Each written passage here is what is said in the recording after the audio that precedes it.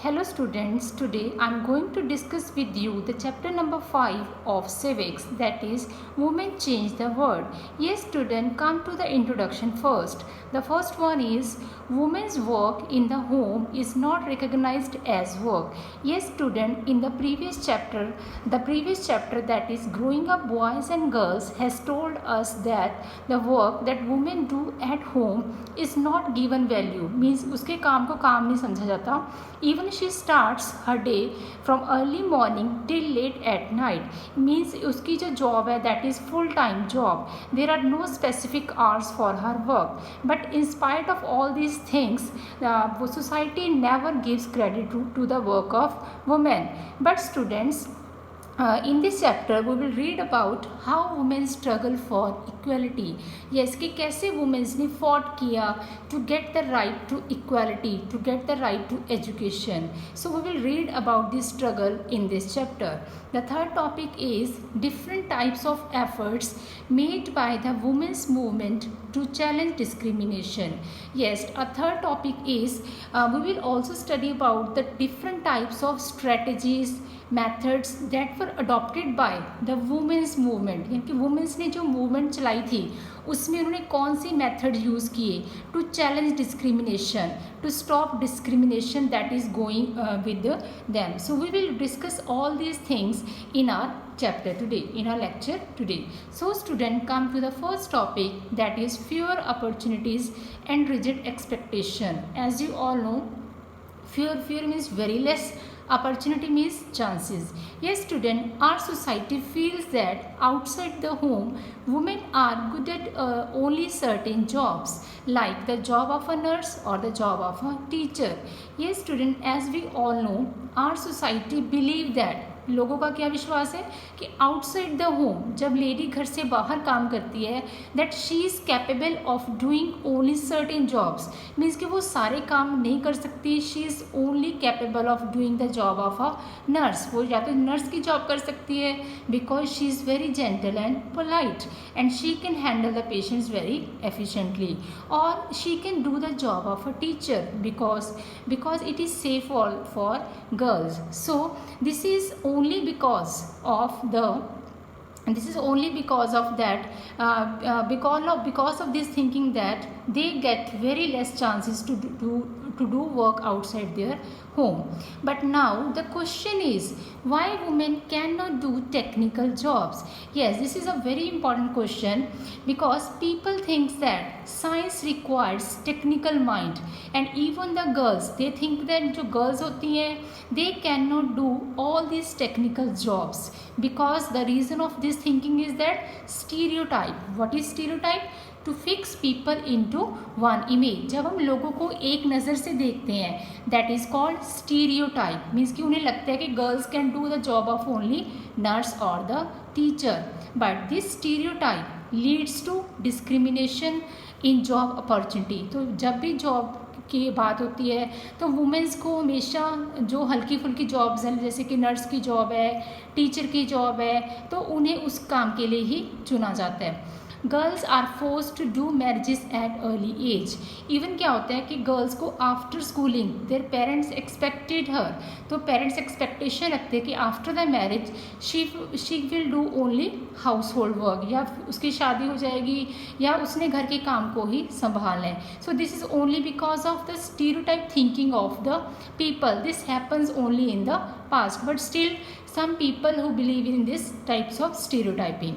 Yes student, here is a very beautiful example, breaking stereotype, that is given in your book student.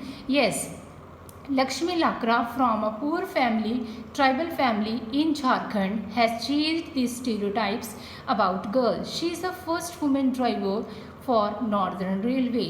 She studied hard and get a diploma in electronics. Yes student, this thinking about the girls कि वो nurse की job कर सकती है या teacher की, इस stereotypes को किसने ब्लॉक किया? लक्ष्मी लाकरा. She belonged to a very poor tribal family that lives in Jharkhand. Her parents were totally uneducated, but she is the first Indian woman driver who pays her services to the northern railway, जिसने railway में काम किया, because she studied very hard, बहुत labour की उसने, and finally she get a diploma in electronic. So हम कह सकते हैं कि how women struggle to get the right to education, कैसे उन्होंने अपने आप को एजुकेट करने की कोशिश की। Now student come to the next topic, that is learning for change. Very important student. In the past, skill of reading and writing was known to few. Yes student, as we all know, schools play a very important role in everyone's life. But what happened in the past? The skill of reading, यानी कि जो right था reading का, writing का, that was only limited to the boys. Even girls are not allowed to do study. उन्हें पढ़ने का right नहीं था in the past.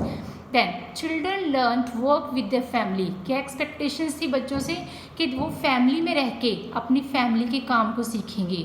जैसे बॉयज़ से expectations थी कि जो उनके फादर कर रहे हैं they will do the same job, ठीक है, या जो गर्ल्स हैं they will learn the skill of cooking, the right poetry, weaving and craft with their mothers, ठीक है। Sons were allowed to read and write but daughters were not. से जो boys थे उन्हें तो राइट था कि वो पढ़ सकते हैं, स्कूल जा सकते हैं, एजुकेशन ले सकते हैं, but the condition of daughters was very worst. उन्हें राइट नहीं था, सिर्फ उन्हें हाउस होल्ड वर्क तक ही लिमिटेड रखा जाता था।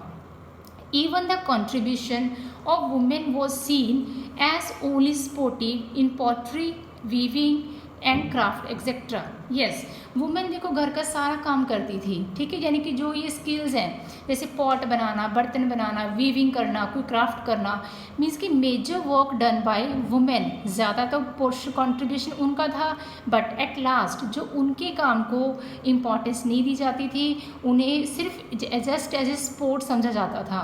जैसे सपोज कोई बर्तन बनाना है, ठीक है, उसके लिए मड इकट्ठा करना, अर्थ को प्रिपेयर करना, पॉट बनाना, और जो एंड पर व्हील घुमाने की बारी आती है तब उसे पीछे कर दिया जाता है, ये समझ के कि women can not do this job. So their work is contributed only as a sportive, यानी कि उसका सिर्फ रोल है वो क्या है, स्पोर्टिव है। But all these stereotypes were changed in the 19th century. Very important. What happened in the 19th century? New ideas about education and learning emerged. Emerged means came, begun, शुरू हो गए थे।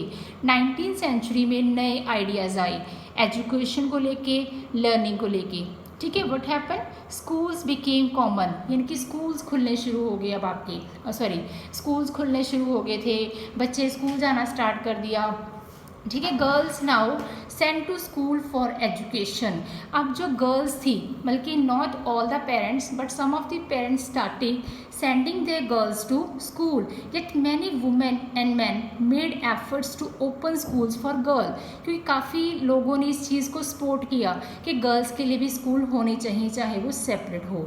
सो women struggle to learn to read and write, तो उन्होंने बहुत struggle किया ताकि हमें भी राइट टू एजुकेशन मिले। तो यहाँ पे कुछ एग्जाम्पल हैं that are very important and all these examples are given in your book in detail, but I am giving you a very short description of all these example. Come to the first example of Ramabai. Very important. Ramabai is known as Pandita, लोग उसे पंडिता की name से भी जानते हैं। She never went to school, कभी school नहीं गई, but read and write in Sanskrit, but फिर भी ना स्कूल जाके भी she learned to read and write in Sanskrit. She learned this language from her parents. She established mission in खेड़ेगांव near Pune in 1898. तो उसने after getting the education in Sanskrit उसने क्या किया, सेटअप किया, एक मिशन बनाया खेड़ेगांव में जो कि पुणे में है।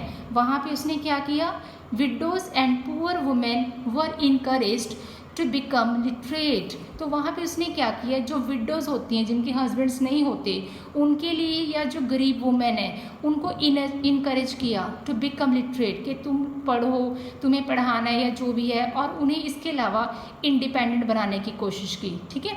तो उन्हें इसके साथ साथ बहुत से क्राफ्ट जैसे वीविंग है, पोट्री है, ठीक है, या मीन्स की और कामों की भी सिखलाई दी जाती थी। So this is the first example कि कैसे लेडी ने ना स्कूल जाके भी इतनी अच्छी एजुकेशन को गेन किया. Come to the second example of Rassundari Devi from 1800 to 1890. She lives in West Bengal. West Bengal को बिलोंग करती थी. wrote her autobiography. तो उसने क्या लिखी? She was the wrote her autobiography in Bangla. What is Bangla? Bangla is the language. तो उसने first time Bangla में अपने बारे में क्या लिखी? ऑटोबायोग्राफी लिखी थी. The name of biography is Amar Jiban. उसने अपने बारे में लिखा. फर्स्ट ऑटोबायोग्राफी थी written by an Indian women. यानी कि उस टाइम में कोई सोच भी नहीं सकता था कि कोई लेडी कोई ऑटोबायोग्राफी भी लिखेगी. But she was the first lady to write about this. But at the time, उसके टाइम में क्या था? इट वॉज बिलीव दैट, क्या सोचा जाता था? If a women learn to read and write, अगर कोई लेडी पढ़ेगी, she would bring bad luck to her husband and become a widow. अगर वो पढ़ेगी तो वो क्या हो जाएगी? विडो हो जाएगी, विधवा हो जाएगी, उसके हस्बैंड की डेथ हो जाएगी. But despite all these things, but Rajsundari Devi ने इन चीज़ों को इग्नोर किया. She taught herself how to read and write. उसने अपने आप ही कोशिश की कि मैंने पढ़ना है, मैंने कुछ करना है. सीक्रेटली किया सब कुछ उसने. Well after her marriage, means कि आफ्टर मैरिज उसने ये सारी स्टडी को गेन किया. चुपके चुपके स्टडी करती रही और finally she was able to write her autobiography. Now come to the third example of Rokeya Shekhawat Hussain. Again this is very important and given in your book in very detail.